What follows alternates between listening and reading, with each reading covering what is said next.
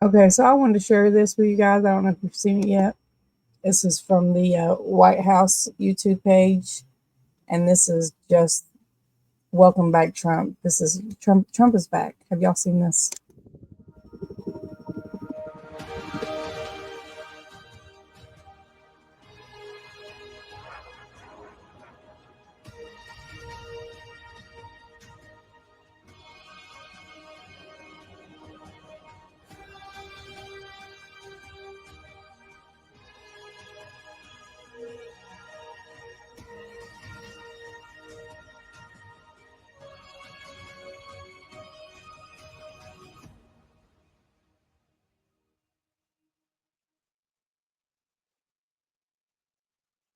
Okay, so I thought that was awesome.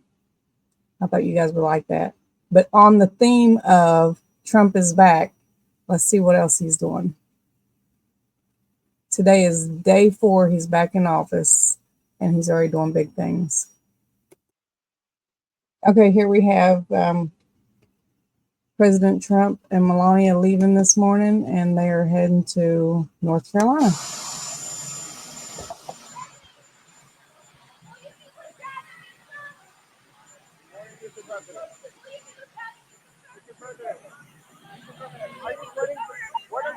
Y'all see his dark MAGA hat? Check out his dark MAGA hat. I like that.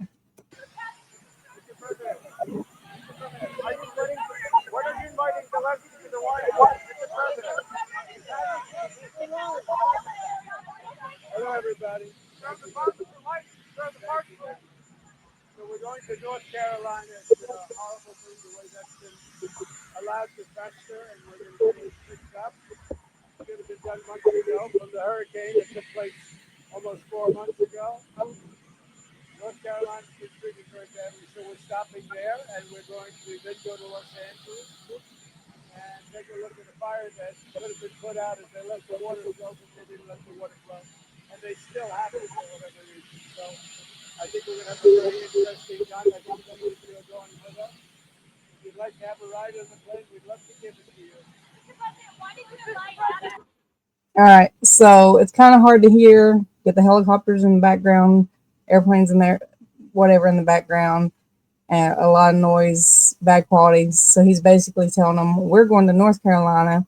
They've been treated very badly. We're going to stop there first. Then we're going to go on to Los Angeles. They should have had the water running. They didn't. They've been treated badly. And that's what's on his agenda for today. So let me go ahead and show you those clips. Okay, we'll go see Trump coming out of the car here.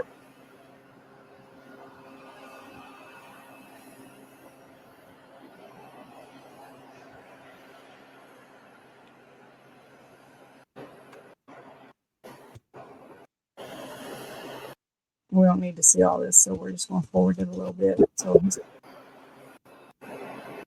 when North Carolina gets hit, I like, frankly, the concept when North Carolina gets hit, the governor takes care of it. Florida gets hit, the governor takes care of it, meaning the state takes care of it. To have a group of people come in from an area that don't even know where they're going in order to solve immediately a problem is something that never worked for me. But this is probably one of the best examples of it not working. And there's been some others, like in Louisiana, etc. So he's talking about FEMA here, and this makes more sense than anything in the world. And I think this is where we get Doge coming in to cut out all the bureaucracy that is not needed. Like all these government agencies who we give money to, and the money that we give to these agencies are paying large CEOs and the head of the companies large amounts of monies to manage the agencies, but then the agencies don't do anything for the people. All the money is going to paying the people to run the agencies, which is a waste of money. And that's why no one in North Carolina got help, because the money going to FEMA went to pay the workers of FEMA, not to help the people in North Carolina. So we're going to be doing something on FEMA that I think most people agree. I'd like to see the states take care of disasters. Let the state take care of the tornadoes and the hurricanes and all of the other things that happen. And I think you're going to find it a lot less expensive. You'll do it for less than half, and you're going to get a lot quicker response. So that seems to be the recommendation, but we'll be making that recommendation over the next couple of weeks. We're going to go to the site now, and we're going to figure out a plan for really demolition and cleaning, because not a lot's been done, and we're very disappointed in the Biden administration, but we're going to make up for lost time. And I said I'd do that, and this is about the earliest we could possibly be here. And we're honored to be here. This has been a great state. They're great people, and they've really been mishandled. But it's all, this group is going to be great, and we're going to get it taken care of. Any questions? What would your response be to FEMA? Do you expect to ask Congress for additional aid for North Carolina and California? It'll be direct. In other words, the aid will go through us. So rather than... Yeah. So what he's saying here is he wants the states to take care of it. That doesn't mean that the federal government isn't going to give them money or help monetarily. It means he's not going to pay an agency to come in who knows nothing about the states and try to help, when the state and the people who live in the state and work in the state and know the state knows what needs to be done better than an outside agency coming in. So he wants to give that money directly to the state and those who care about the state, who has a vested interest in helping, rather than to give it to an outside agency who's paying a bunch of higher ups and they're getting nothing done, which is FEMA, it will go through us. And I think maybe this is a good place to start, because, and in all fairness to the governor and all fairness to everybody else, FEMA was not on the ball, and we're going to turn it all around. Yes. A lot of Americans think that this is symbolic of what your campaign was all about. America first, putting your priorities to Americans, even going to California, where their policies might have been one of the biggest reasons why they've had these problems. But you're putting the American people first. Your thoughts on that? We are. Thank you. I like that question. Boy, I want more questions like that. That's even a statement. Thank you very much. He's a good man, that guy.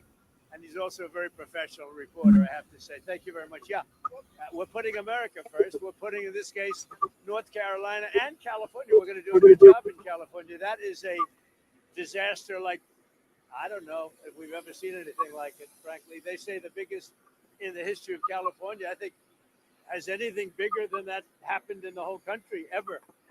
It looks like, I don't want to say what it looks like, but you know what I'm going to say. It looks like something hit it, and we won't.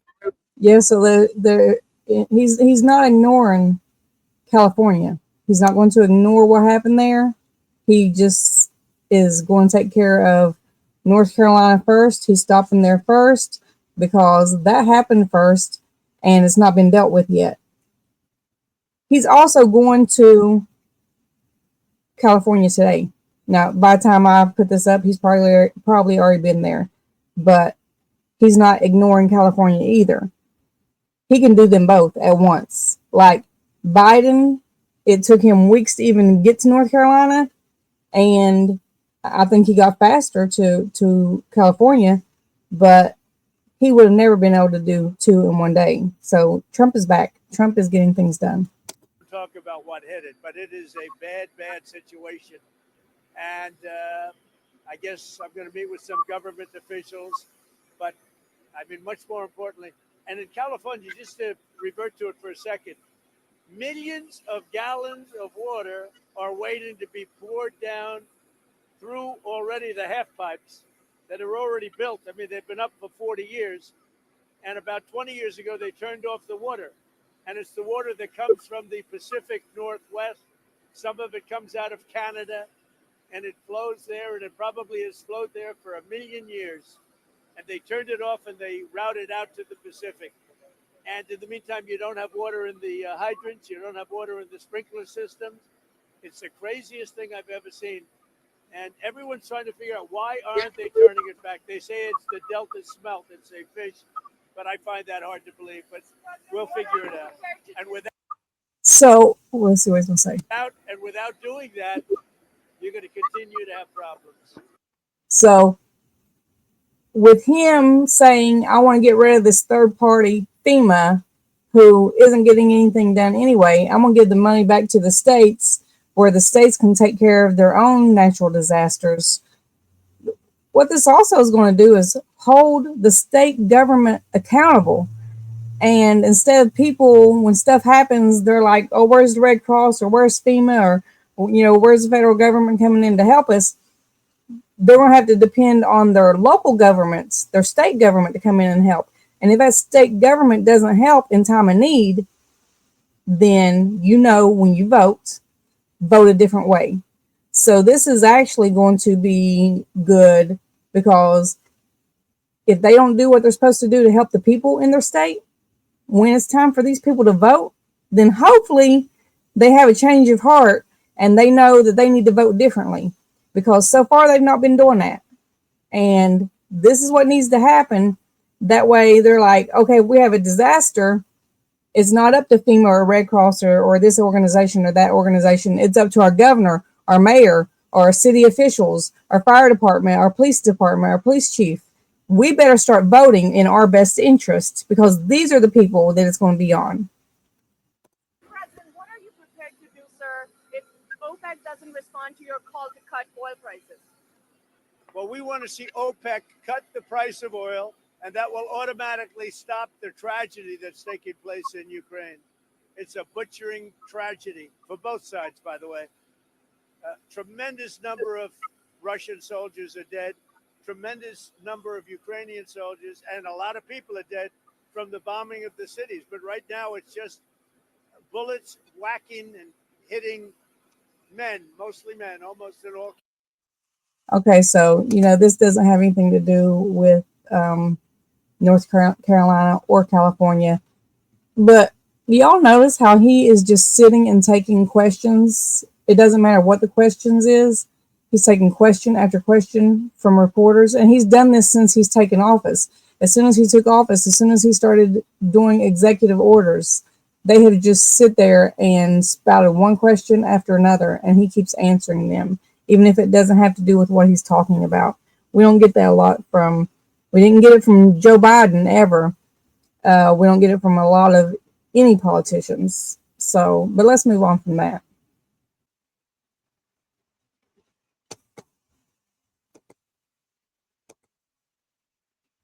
Trump's meeting with politicians.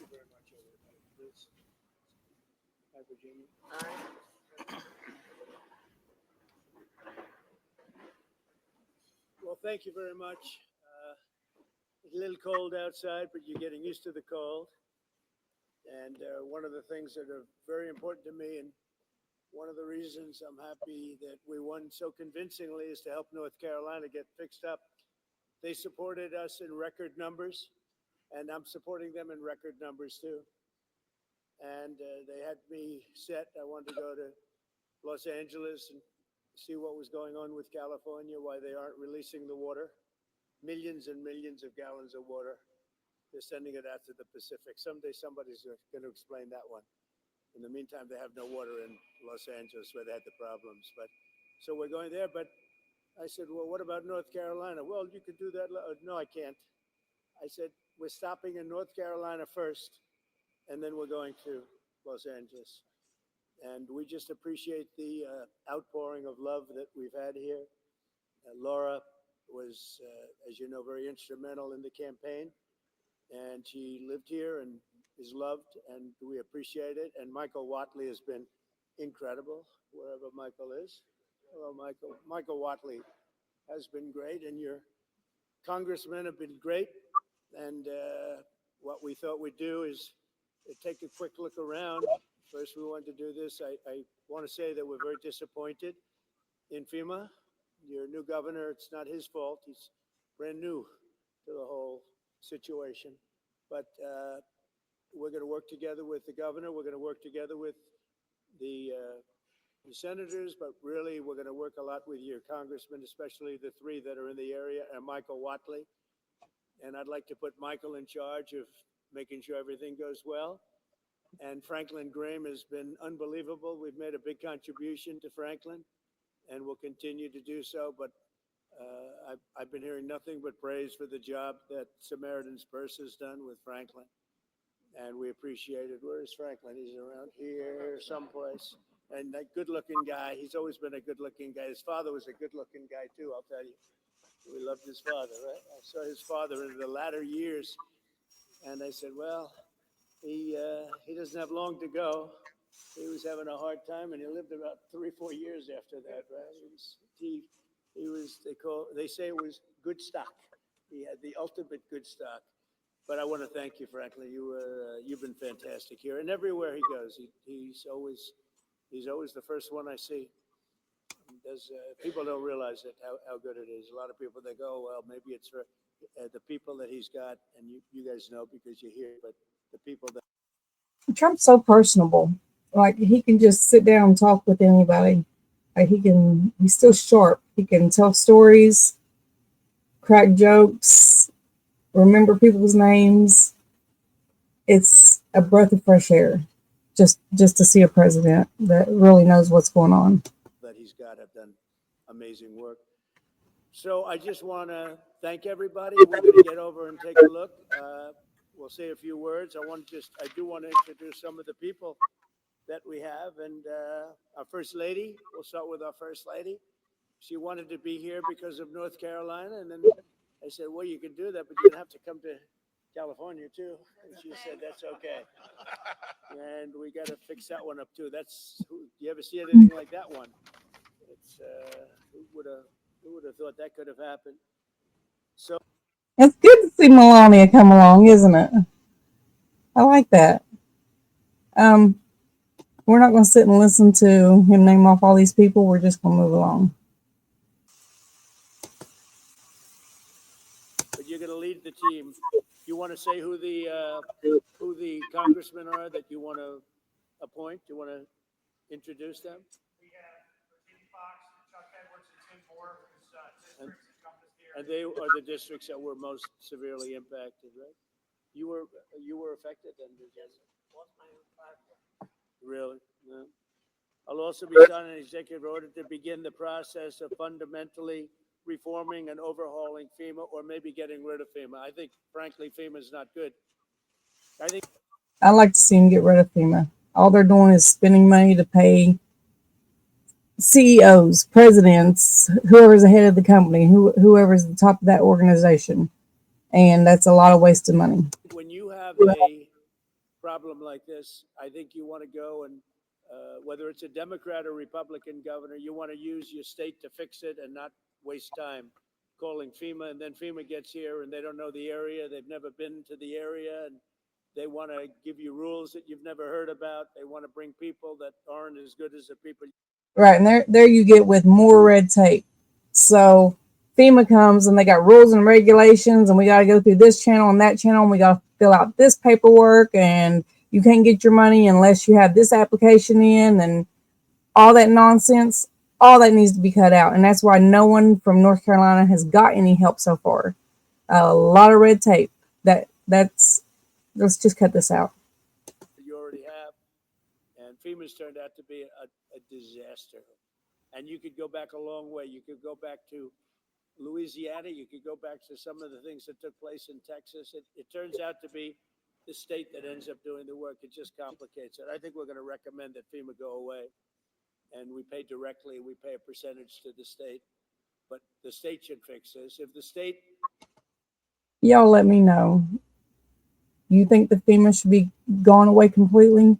Do y'all understand what that means? He doesn't mean that he's not going to help states or give money to states. He's just going to bypass that company. It's not even a company, organization. They're going to bypass that organization, get rid of them, and instead of going through them, give it straight to the states. You think that's a good idea? Did this from the beginning, it would have been a lot better situation. I think you guys agree with that, right? So I just want to say that Asheville. And sorry, but it's FEMA also is the reason that a lot of people didn't get help. They purposely didn't get help because the locals were coming in and trying to help people, and FEMA was pushing them away. FEMA was telling them they weren't allowed in. They were having the police and the sheriff come and make people leave, telling them that they couldn't help. So if FEMA hadn't been there, a lot more people would have already been helped. It might have saved lives. I know it well. It's a great place, so we're going to have it be a great place again. That was the one that was most severely affected. Asheville. But North Carolina is going to come back bigger, better, stronger than ever before. And you're going to be very thankful. And you've already seen, I know that it really began 4 days ago, but you've already seen more action than you have in the last 3 months. And we're going to get it together. We're informing the Army Corps of Engineers to get going because you have a lot of river breaks and a lot of areas that you're going to need some pretty big work. And they're on their way. They're going to be working very much harder than they've been working in the past, and we're going to take care of it. Any questions from the press of any of the congressmen, governor, anybody? Check this out. I'm going to show you how I afforded this car. Okay, you All right, we definitely don't want to watch that ad. Hold on. Okay, so ignore that commercial. So we've skipped on ahead here. And now Trump is going to meet with the families, people actually impacted by the hurricane. So let's go ahead and move this on and take a look at that.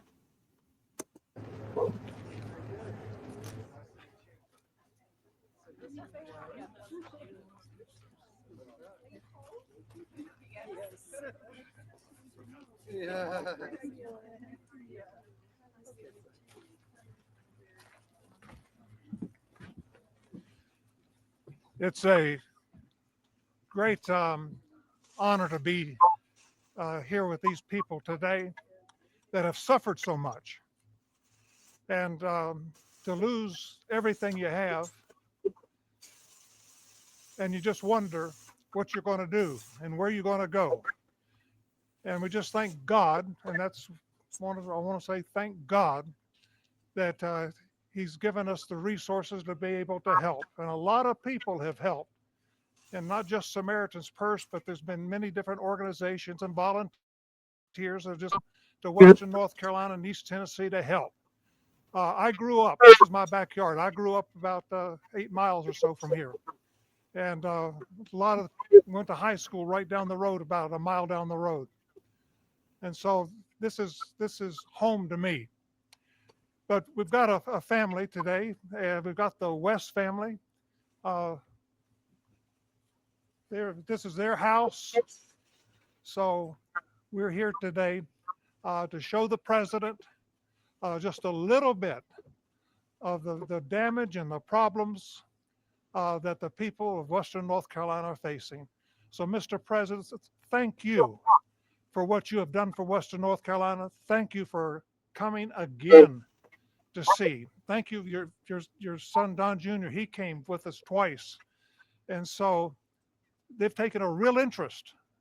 And this isn't a politician coming down here looking for votes.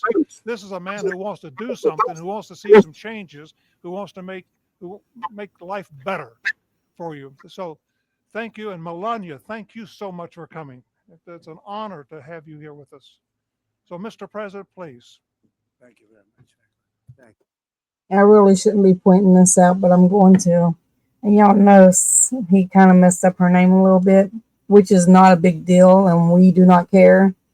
But if that would have been Kamala Harris, she would have died. The press would have died. The media would have died. Everybody would have lost their minds. It would have been on the news for 6 years. They mispronounced her name. But we don't care. It's not that serious. But I couldn't let that go because the media spent so much time during the election just pointing out, like they would be in serious discussion and someone would call her Kamala and they'd be like, or whatever, whatever, they'd call her whatever, and you couldn't even finish a discussion. Whatever the thought process was out of their heads, and all they could think about was, that's not how you pronounce her name. Okay, well, we don't care over here. But I wanted to point it out because you won't see it pointed out in the media. You're not going to see Joy Reid or Sonny Halston or anybody else come on here talking about they said Melania's name wrong. How dare they? Put some respect on the woman's name. They're not going to say it. You're not going to hear it. It's not going to happen. Anyway, sorry to interrupt. Okay, we're going to listen to the president speak. Thank you. All right, good man. He's done a great job, fantastic job. And we've come to North Carolina with a simple message for all the people of this region who are hit so hard by Hurricane Helene. And that message is very simple. You are not forgotten any longer. You were treated very badly by the previous administration. And I'm here after a few days of the administration. Yeah, and a lot of people, that's what they said. They felt like they were forgotten. The country didn't care about them. The president didn't care about them.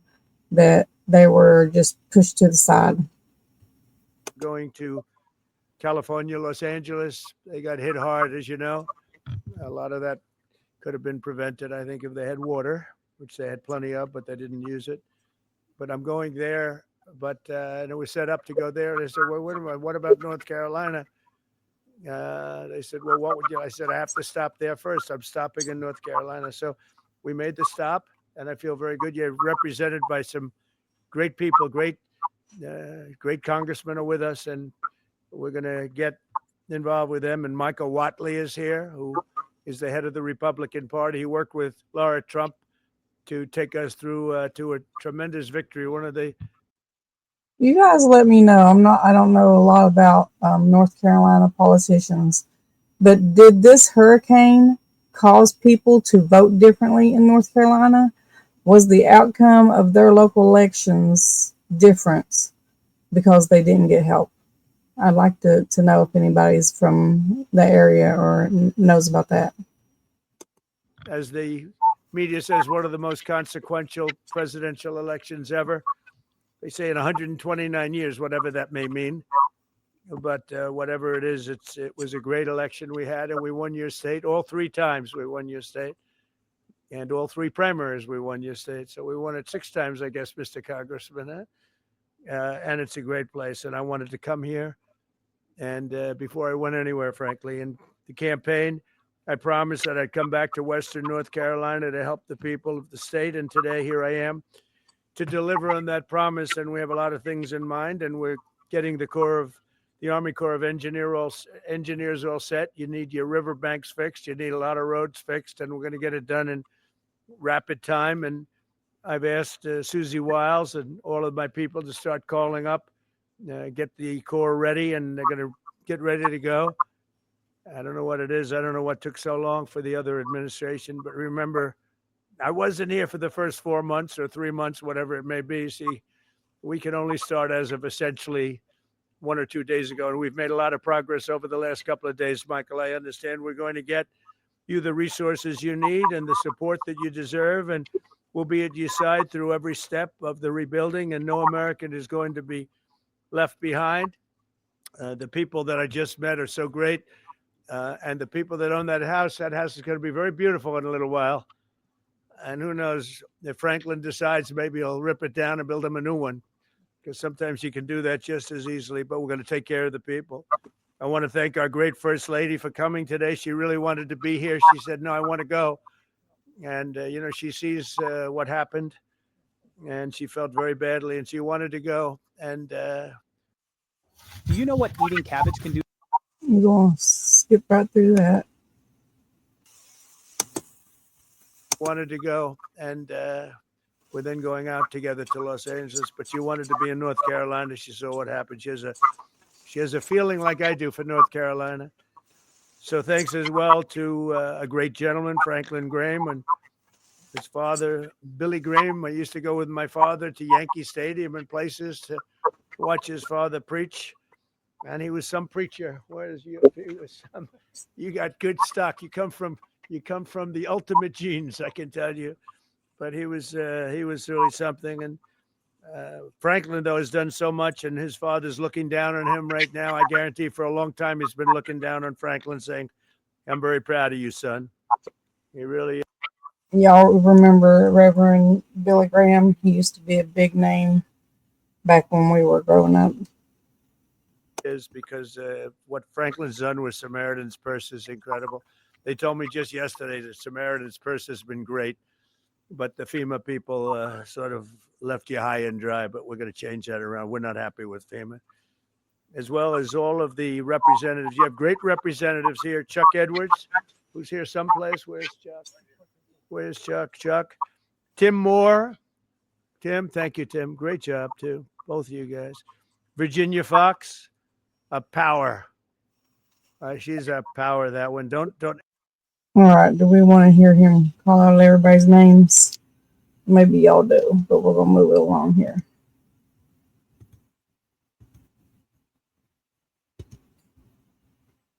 Republican. I took Michael Watley from North Carolina because he did the best job and put him in charge of everything. And the job they did together was incredible.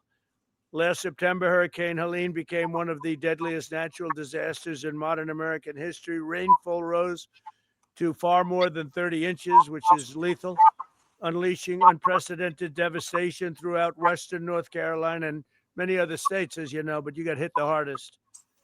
The highest responsibility and deepest obligation of the American government is to protect its people. And that's never truer than in times of emergency like this. Unfortunately, our government failed you, but it wasn't the Trump government. It was a government run by Biden. What a terrible situation. But our government failed. I thought he was going to say, what a buffoon. I thought he was going to say, what a buffoon. The people of North Carolina in this horrible crisis. For 2 months, Asheville lacked running water, and even today, some North Carolinians can't take a hot water shower. They can't drink water. They don't know where to get it. It's delivered to them by some, or they just go out and somehow find some. It's been 4 months since the storm made landfill, and still 180 roads remain closed and in ruins. Earlier this month, the Biden administration kicked 2,000 displaced North Carolinians out of their temporary housing into freezing 20-degree weather. I don't know how they did that one because it was cold. Even did you guys know it was still this bad? It seems like the media quit talking about it and we just forgot about it and just went about our day. But did you guys realize that it was still this bad in North Carolina? While your government provided shelter and housing for illegal aliens from all over the world. But under the Trump administration, the days of betrayal and neglect are over. They are over. As I said in my inaugural address, we restore the integrity, competency, and loyalty of the American government. And I think I said most of it in the inaugural address. We said a lot of things, but one of the groups of people I was thinking about is you in North Carolina.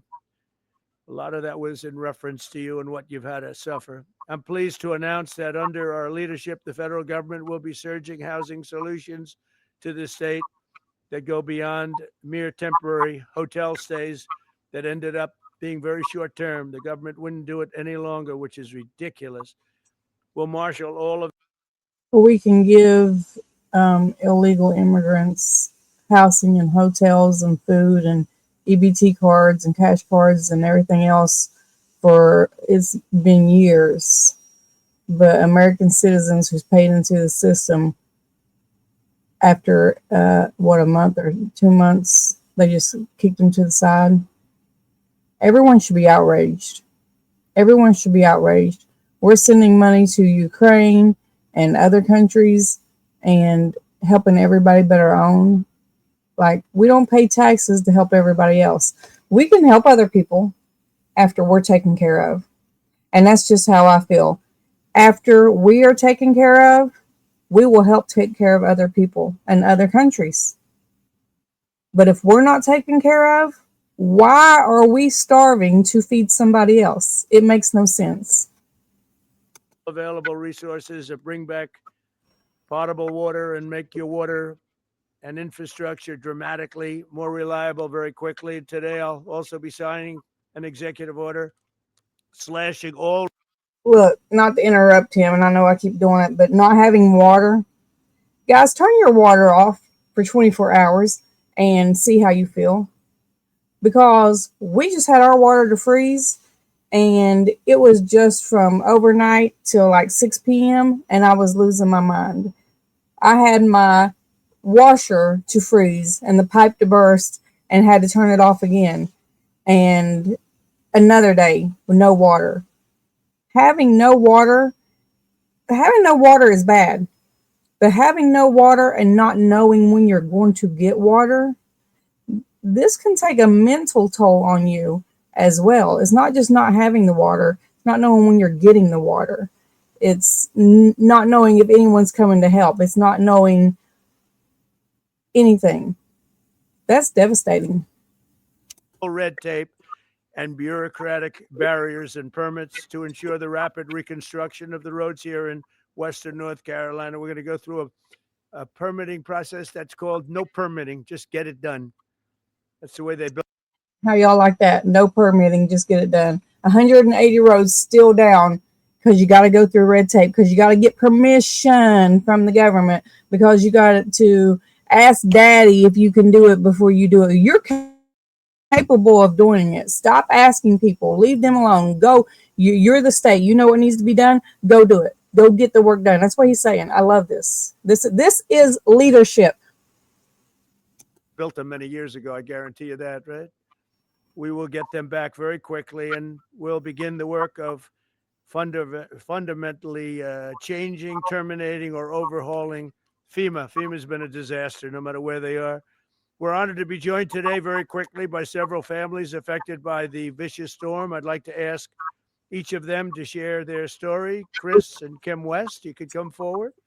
Ramona Nix, Jackie Mitchell, and Thomas Gary Bright. And finally, the Wright family. And come on up and maybe say a few words, please. Thank you very much. Hello. Hi. Come on in here.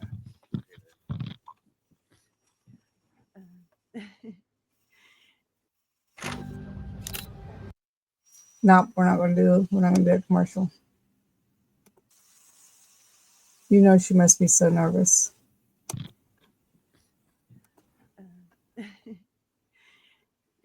Whenever it started, we started moving our vehicles to the top of the road, and by the time we got the vehicles moved, the water had already hit our ankles in the house.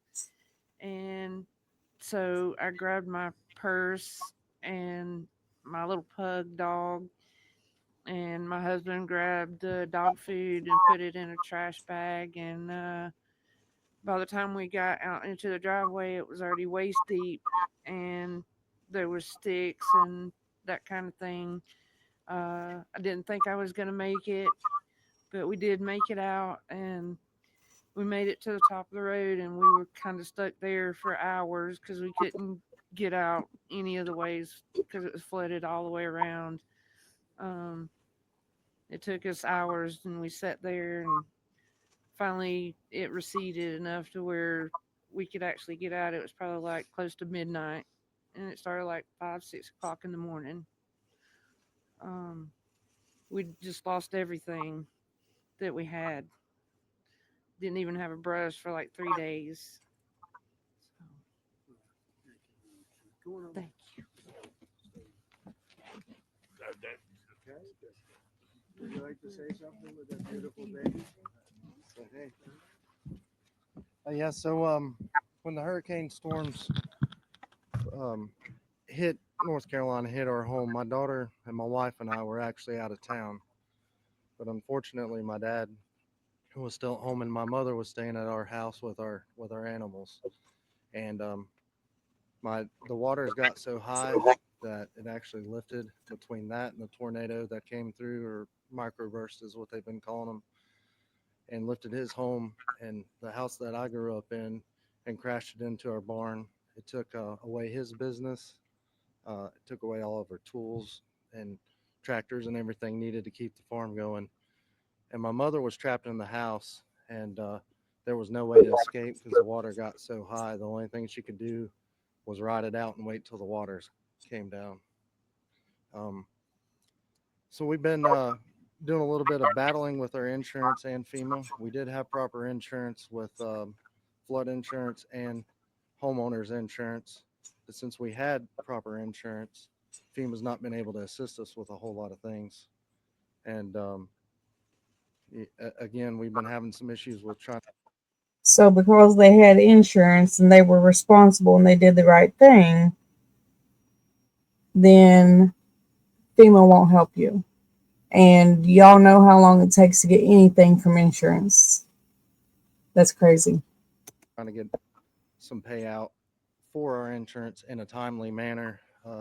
We had to do mold mitigation on our home, which is extremely expensive, before the structural engineer even came out in order to get our flood payout. And to me, that was not really acceptable. Has the insurance company been responsive or not really? Not so much. No, of course not. He I don't know if you heard him ask or not, but he said, has your insurance been responsive? No, insurance companies take forever.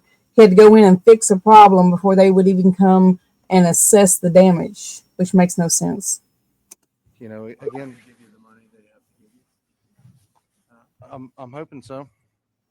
And we need some assistance with that. We reached out to an attorney. What's the name of the insurance company? North Carolina Farm Bureau. Yep, that's what we're after here. So People having that problem too? With the insurance companies generally? So he's just told Trump the name of the insurance company that he's having issues with. I wonder if he's going to go back and have somebody to fix that. I mean, that was part of the problem. So if he can go in and remove all the red tape that they're doing to these people, that would be great. Different insurance companies, and they're all difficult, or just the one particular one? I've heard different stories from others, and a lot of folks are. Responsive. And I've heard some good instances of even Farm Bureau themselves. But in my case, you know, they'd send out a third party adjuster immediately. Well, they wound up firing that third party adjuster group. He gave us a quote for a much higher estimate than what we received. And you got fired? And then he got let go. Yeah, he got fired. So then they brought in another third party adjuster to come in and lowball us. We've not received any kind of, so the flood insurance is our primary insurance. And so there was roof leaks in the home that the inspectors found the adjusters.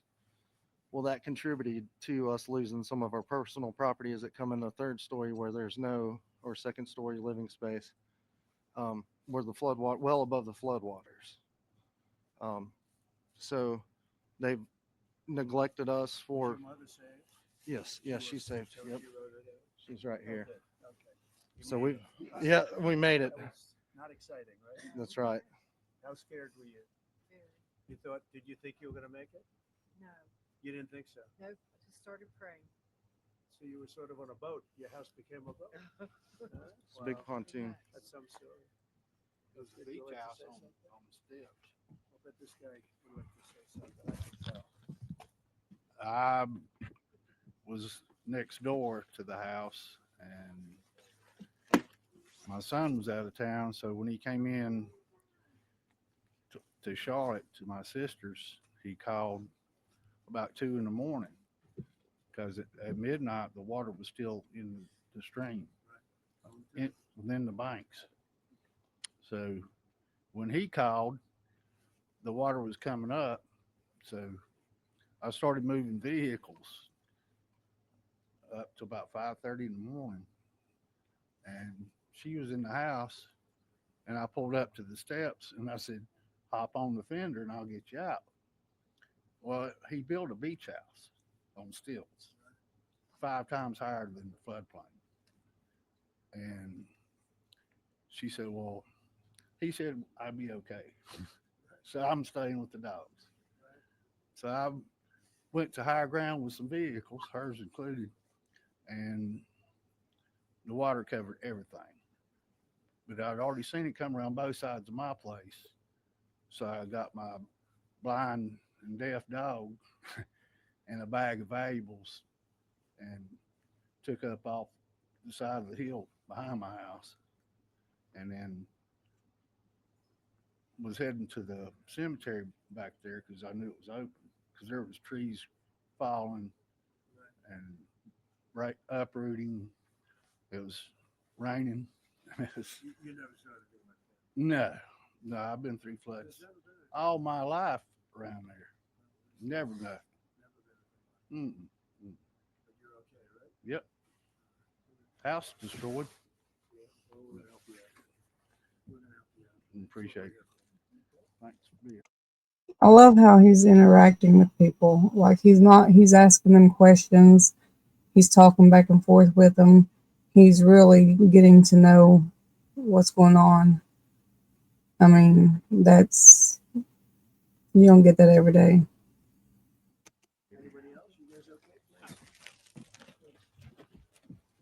Our day that morning began a little taller with some trees falling into our house, which our house goes back 4 generations, 80 years, and never came close to flooding. And we woke up with trees about 4:30 or 5 in the morning, and our house sits 3/10 of a mile back off the road. And the water, we've had flooding and such in the lake, but nothing like we saw. And like most everybody else, we moved 5 vehicles as far up, and lawnmowers and everything else. And the water started coming in the house. And when I got up to about ankle high, we have a loft. I got her up in that and tried to gather what you might want, which was totally random. And when it made it to the loft and started getting up to about her hips, I built a little makeshift ladder and we got out on our roof. And we spent 4 hours on the roof. Introducing Mando, the whole. No Mando. I hate these Mando commercials. And we spent 4 hours on the roof. I had a little baggie. I did notes on my cell phone to my 2 kids and my 2 grandkids, and something to identify me in case we were lost in it. Wow, imagine thinking these were your last minutes. That's sad. No, we're we didn't think we were going to make it at all. I mean, our house was 25 feet underwater. So you didn't think you were going to live? No, we were watching houses, trailers, bodies coming by us. And we lived in the Azalea Road. That's horrific. That's a devastating experience. I would never want to go through this. That's devastating. Area in East Asheville, O-Team. Yeah, we watched our garage float by. Yeah, but we got to a point where it crested about 4 feet up on the roof. We took about 3 or 4 hours for it so we could kind of do everything in reverse, and got out in the mud to higher ground. And I got out higher ground up to a subway and got over to her daughter's house, where when she saw that I didn't have her, she lost it. And I was like, she's okay, she's alive. We tried to make our way back in there and gather things best we could, but found a body right away. There was about 8 bodies in our area that first day. Okay, oh my. We weren't one of them, and blessed. But like other people, no insurance on flood insurance, so we had to depend on FEMA. They did what they could do, and of course, it's not enough. Yeah, that's crazy. But again, we're thankful to be alive, but it's a long haul. What are you doing now? Staying in a camper. I've never been, if y'all notice, I'm a big guy. I don't sleep in campers very well. And the first night we spent in the camper, very grateful with the Asheville Dream Center coming through with one. And You still have the land? oh yeah, it's family land. Yeah, the land, it looks like a beach now. It's sand, but Can it be built on? yes, Do you intend to do that? yes. You want to build again? Yeah, Samaritan's Purse. We're working with them. We're working with people. It's 80 years, 4 generations. But the house is totally done. No, the house is there. It's down to they came in and mudded it, but everything in it was completely destroyed. But it's tough. I think we're at a point in Asheville where people's forgot about Asheville, and it's stagnant. Everything is stopped. Yeah. Thank you. Yep. Appreciate that. And he said everything has stopped. I'm just going to say this. My daughter and her husband went out and tried to take resources down there, and they took like 2 or 3 trailers full of stuff. And I guess they dealt with either Red Cross or FEMA, one of the organizations. and they got down there and they were turned away. They picked and chose different things that they wanted, but they said it was a horrible sight. Things were not well managed. Other stuff that donations that they had got was out in the weather and not being taken care of. It was not organized. Everybody was just pilfering through anything. And maybe they got too many donations at once. I'm not sure. Maybe that was it. But people going and trying to help were not treated nicely. So if you weren't part of their agency or coming to give them just money and nothing else, you were unwelcomed.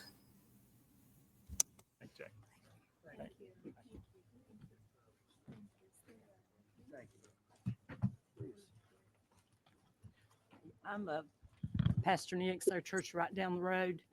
We had only purchased in May, and it's a big church. We're a small congregation, and I had people say, "What do you?"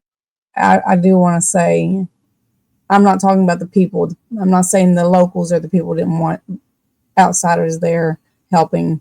It was just like organizations. I just want to clear that up. Going to do with this big building?" And I said, "Only God knows." And we had our dedication, and the storm came the next week. And the outpouring of people. My son brought the first load of supplies.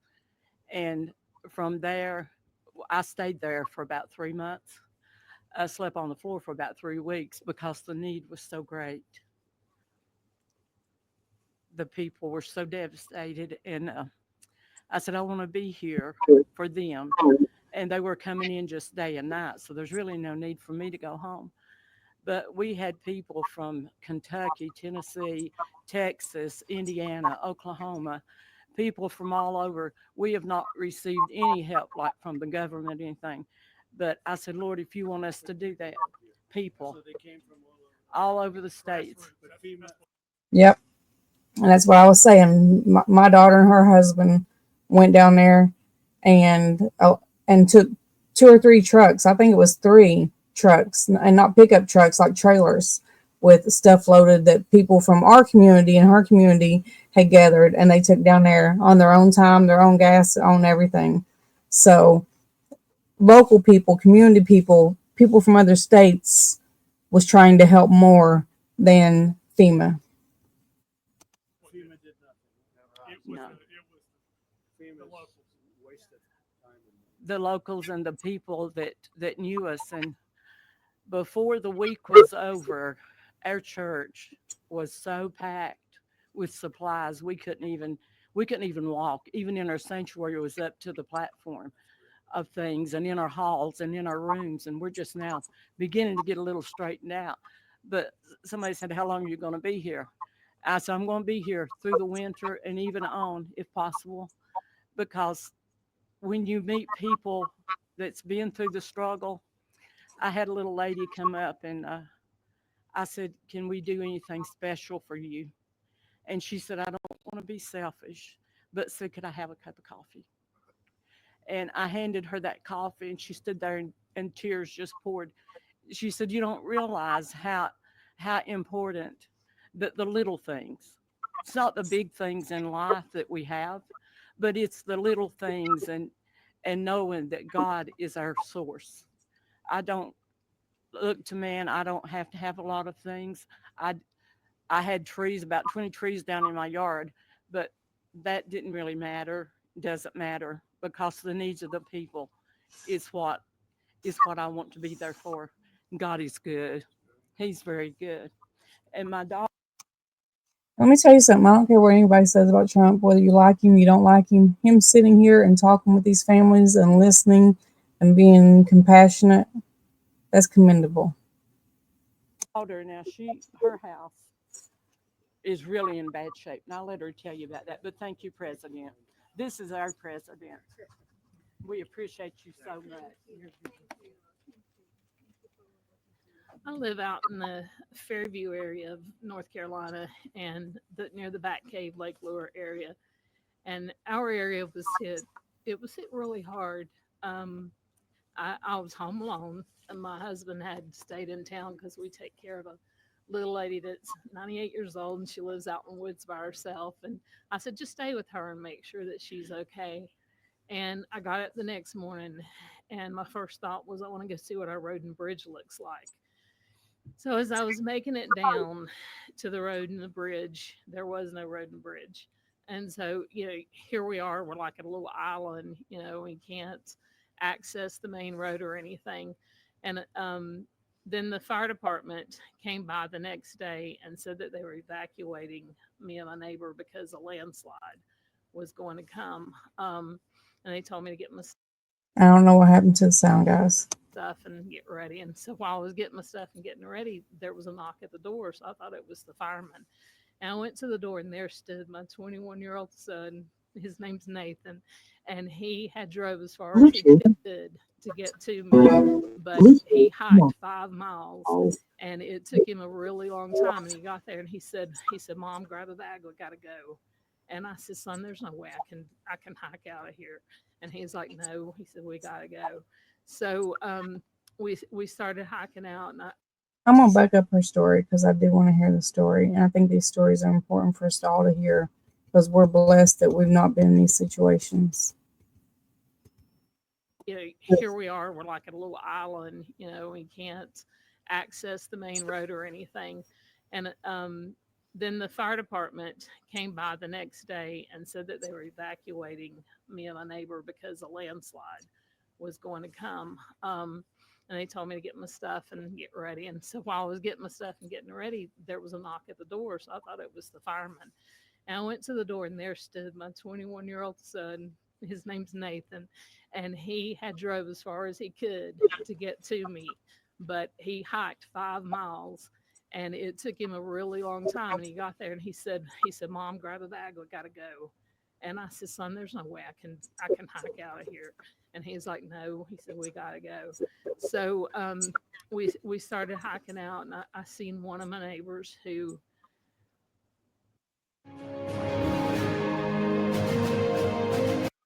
Alrighty. They want to keep interrupting her. We're not going to let them. Hold on. So we started hiking out, and I seen one of my neighbors who she had no clothes on. Her skin was like chunked up. It was just, she was blue. She had been in the waters, and where she had went or I don't know, but it horrific is just all I can say. But then as me and my son hiked on out, we went through where this place, we call it Craigtown, but there were like a lot of family members there that passed away, like 11 of them. And there were people out everywhere looking for their loved ones, and there were dead bodies. My son's like, "Mom, you're going to see things you don't want to see." And so anyway, we got through all that, but I stayed at our church in our sound booth. My husband and I, we just slept up in the sound booth for a couple of months because we didn't have power or anything for about 2 months out there. And then we have went back. I've been fighting with FEMA since day one. Our community, there's like 32 homes. We don't have a road and a bridge. We're driving through our neighbor's property. I went to EMS and I said, "Look, my concern is if we have a fire or we have an emergency out here, you're not going to get to us. You can't get those big trucks up here." And I've called and called and called FEMA, and I said, this happened on September 27th. That's 4 months ago. Well, for us today is still September 27th. We haven't had help. And so when I talk to FEMA, I'm explaining the road and the bridge, and they send me a letter that tells me to basically fix it and send in my receipts, and they'll refund me some money. I'm looking at a road and bridge that honestly, the bridge. They said pay for it, and then we'll refund you. And if you don't have the money to pay for it, then what? Itself's probably going to be $300,000, and the road could be close to that also, because the community has to have big boulders brought in. We're not a rich community. We can't fix it ourselves. It's just, and as far as like house repairs, I'm still pending. I can't get money from FEMA until I fix the road and bridge and send in my proof that it's fixed and everything. It's just it's been a nightmare, and I totally feel like And that's where we go back to the bureaucratic red tape, the paperwork. It's crazy. that we have been forgotten. If it had not been for our fellow American citizens who stepped up to help us, I don't know what we would have done. I have 5 neighbors around me who completely lost everything. You know, I have damage to my house, and I don't feel entitled. I'm embarrassed to even say I need help because and sometimes there's even that survivor's guilt is what they're calling it, but you feel guilty to even be alive sometimes. You know, when you look around, you see your neighbors that are gone, and it's just, we need help. I wrote a letter to send to Congress. I don't understand what's going on. If we can't get FEMA help, then will you guys help us? Will you step up and be our fellow citizen? Will you step up and be our neighbor and send us something? Help us get our community back. I could go on. It's just I'm so glad that he's listening to them, listening to actual people who's lived this nightmare. Not listening to politicians or mayors or governors or media or people who didn't go through it. These are people who lived through this. This touches you differently. I don't know. It's just heartbreaking. I appreciate you. Good daughter you have, huh? Good daughter. Take care of mom. And your son must be great. My son is great. No, he sounds like a real leader. He really is. To hike How would in, you have been if he didn't come and get you? I don't know. I'd just would have been there until, because the only thing we could do, there was no way to get out there. The only thing we could do is just hike up to the church, the first church that was up there, about 3 miles to get, maybe what we needed or something. I don't know. He is. Thank you. Again, thank you very much, everybody. So we're going to be here. We're going to be working with our congressmen and women, and they're going to do a job. And Michael Watley is going to be very much in charge, and you'll get it done. And FEMA's ready to rock. They haven't done the job because they weren't really told to do the job by Biden. I guess Biden was thinking about other things, wasn't he? But He's thinking about sleeping. That's about all he was thinking about. they weren't told. What they did, what the past administration did to North Carolina is a disgrace. So I just want to wish you all well. I was here right after the event, and I couldn't believe it. I have never seen anything like it. I've seen a lot of bad things, but I've never seen anything like it. And it's an honor to meet the people behind me, and it's an honor to be with our congressional delegation and some of the other politicians in the area. And it's an honor to have Michael Watley at my side, because maybe we wouldn't be standing here as president if he wasn't. Him and Laura Trump were unbelievable as the head of the Republican Party. So he happens to come from a place called North Carolina. So I said, Michael, fix it. So good luck. Good luck. And we'll supply what you need. You know that. Okay? Thank you. Thank you all very much. Thank you very much. I didn't. Now it sounds like the media is going to start throwing questions at him and it probably will have nothing to do with this, and he's going to answer it because that's what he does. But I didn't even intend for this to go this long, but I think this was important for everybody to see. This should have been done months ago, not after a new administration came in. I think the American people need to be taken care of before anybody else is taken care of.